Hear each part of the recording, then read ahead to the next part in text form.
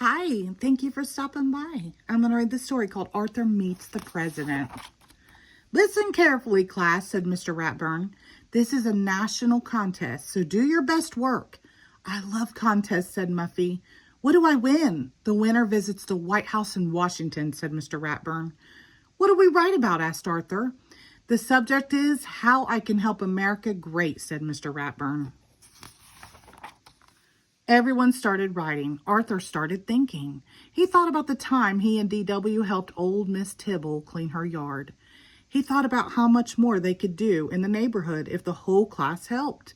Then he began to write. Weeks later, when Mr. Haney, the principal, was opening the mail, his hands began to shake. "It's a letter from the president," he gasped. Miss Tingley, the secretary, fainted. Prunella, who was in the office with a stomach ache, suddenly got better. "Open it," she shouted. Mr. Haney clicked on the PA system. "Attention, everyone. The President of the United States has written to announce the winner of the How I Can Make America Great contest. And the winner is our very own Arthur. He and his class are invited to attend a special ceremony at the White House." Mr. Ratburn's class went wild. "Congratulations, Arthur," said Mr. Ratburn. "You'll have to work hard to memorize your paper so you can recite it to the president next Wednesday." "Memorize? Recite?" asked Arthur. "Of course," said Mr. Ratburn. "We'll all be cheering you on." "You're on TV," screamed D.W. when Arthur got home. "Listen.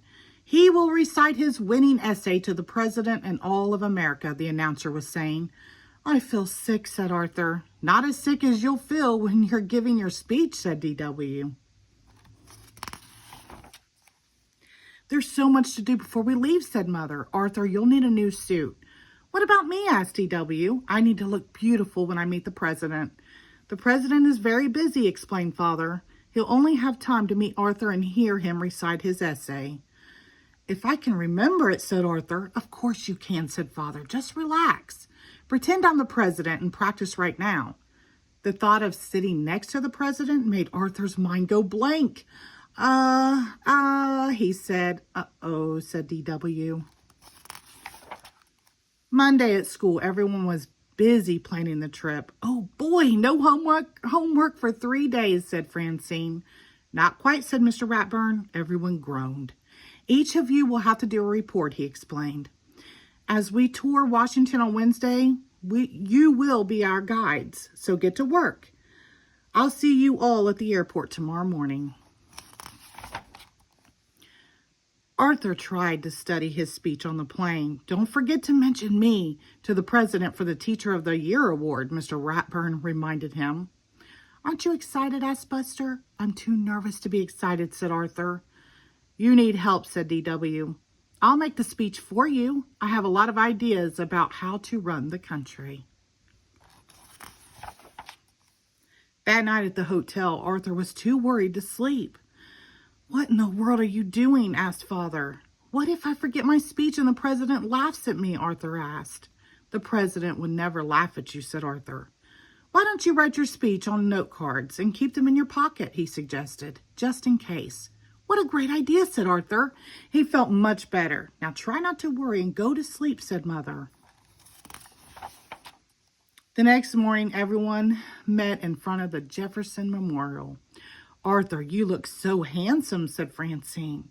"Ready to meet the president?" said Mr. Ratburn. "I guess," said Arthur. He reached into his pocket to make sure the note cards were there. "Time for your reports," called Mr. Ratburn. "Only 1 more hour until we're due at the White House." "Our first stop is the Washington Monument, the tallest building in Washington," explained Francine. 898 steps to the top. "Everyone ready?" "Are you kidding?" said D.W. "I'm taking the elevator." "This is the Capitol where Congress makes the nation's laws," said Sue Ellen.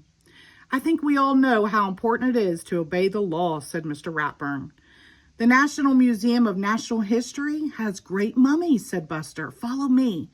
"No, thanks," said Muffy. "I'll meet you at the gift shop." The last stop was the White House. It is so big, said Arthur. Not as big as Muffy's house, said D.W. The White House has 132 rooms, said the brain. Every president except George Washington has lived here. It has a barber shop, clinic, indoor pool, theater, gym, and its own library. And the president's office has fancy gold curtains just like the ones in our living room, said Muffy. Excuse me, said the president's secretary. The president is arriving. Please follow me to the Rose Garden. Arthur gulped. It was almost time. He took out his note cards. Suddenly, a strong wind blew through the garden. Here comes the president, squealed Muffy. My speech, gasped Arthur. Relax, said Mr. Ratburn. You'll be fine. D.W. wasn't so sure. She had a plan. Arthur had never seen so many important-looking people. Good afternoon, Mr. President, he began. When I think about what I can do to make America great, Arthur began to feel very warm. His knees began to shake. His mind went blank. This is the worst day of my life, he thought. Suddenly, Buster giggled. Soon, everyone joined in. Even the president was laughing. Arthur turned bright red. And when Arthur saw what they were laughing at, he laughed too. Now Arthur felt much better. He recited his whole speech without forgetting a single word. And in conclusion, he said, we can all help make America great by helping others.